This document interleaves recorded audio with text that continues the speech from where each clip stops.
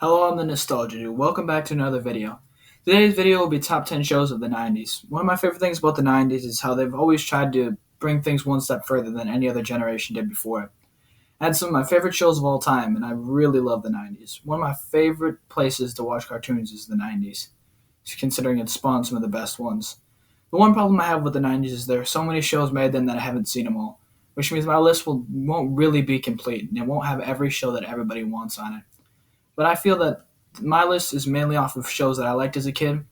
So let's get right into it. I'm going to start the list off with number 10 as Rocko's Modern Life. Rocko's Modern Life is a show I haven't seen that many times, but it's a pretty good show, and I feel like a lot of people from the 90s love that show, and that's one of the reasons why I put it on the list. It really is a great show, though. Even if I did really, really like it, I would still put it on the list, but probably higher. It's just I need to see more episodes before I decide to put it higher. But altogether, it is a very great show. At number 9 on the list, I put Animaniacs. Animaniacs isn't a show I've always liked as much, but I put it on the list for quick humor, and it reminds me of a lot of shows from earlier times. So it'd be great for those people who are older but still like cartoons, so they'd be able to relive their childhood with cartoons that were like the ones that from when they were kids. And plus, Animaniacs has a lot of adult references that a lot of shows didn't really have, besides some other shows that were later on my list. At number 8, I'm going to have Powerpuff Girls, which is a very great show. As a kid, I used to not really feel comfortable talking about it because of how the main characters are girls. But as I got older, I realized that everybody loves Powerpuff Girls, and it's an awesome show. Also, Tom Kenny is a voice actor on that show, and he's a great voice actor to play the mayor. He's a very, very funny person. Next on my list, I have Johnny Bravo, mainly because Johnny Bravo is one of the coolest people of all time.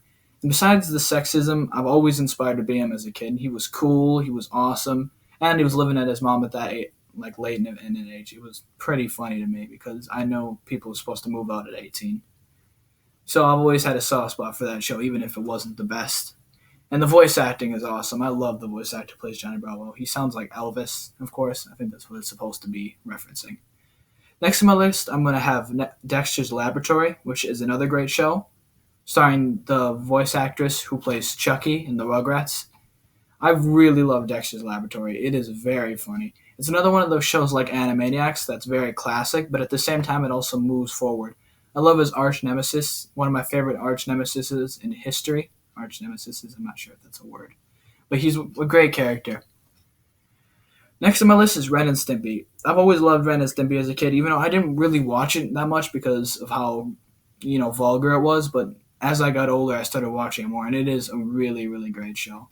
Plus, it's one of the original 3 Nickelodeon shows, which are all very, very great shows. And besides Doug, I've never really been a fan of Doug, but it's not really that bad. But Ren and Stimpy is definitely a very, very, very great show. Next on my list, I have Wild Thornberrys. I used to love that show when I was a kid because of every aspect. I loved the talking monkey. He was a great character because I wish I had a talking monkey. He's the reason why monkeys are my favorite animal. I love the older teenage sister because she reminded me a lot of my sister.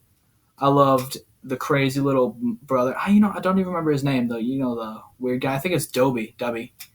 I love the dad, Nigel Thornberrys, with the smashing line. But my favorite thing about the show was that she could talk to animals. That was my dream as a kid, to be able to talk to animals. If I could have done one thing when I was a kid, it would have been talk to animals. Every day, I would pretend that I could talk to animals just to be fun. But no, you really can't. But that was one of my favorite things about the show, and that's one of the reasons why it's so high up on the list. But next on the list is a show a lot like Wild Thornberrys, and once had a crossover with it, which is the Rugrats. The Rugrats still holds up today as one of my favorite shows, but I'm mainly putting this one on the list because of how nostalgic it is to me. Rugrats was one of my favorite things growing up, and I once had a Chucky doll, not like the horrifying Chucky doll from that horror movie, but like a toy Chucky that I used to cherish with all my life. And I ripped the shirt off of it, and he looked goofy. It was a really good memory, and that's one of the reasons why Rugrats is so high up on the list, besides Angelica, who I do not like. Next up on my list is an honorable mention before I get to number 1, which is Pokemon.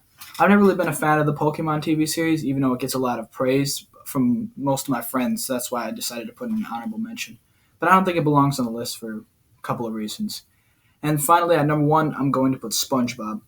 I was originally going to put SpongeBob in the list of the 2000 shows, but I had too many shows on the 2000s that I had to do. So Yeah, I just decided to put it on the 90s list, even though it's practically a 2000 show. It only had 1 year in the 90s. I've always really liked the show because it's funny and the characters are great. I mean, the show did have sort of a downfall, but I think it's picking itself back up with time. I mean, you can't really. The thing I love about it is, unlike Fairly Odd Parents, which had a really big downfall, it could still fix itself because it didn't add any unnecessary characters. And this has been my list of top 10 shows of the 90s. But one more thing, I was also supposed to add Family Guy at like number 5 or something. Well, so that's why there's no number 5. I also love Family Guy. It is a great show. That's another show I was going to put in the 2000s, but I didn't feel there would be enough room. So, everybody have a great day. This has been my top 10 favorite shows in the 90s.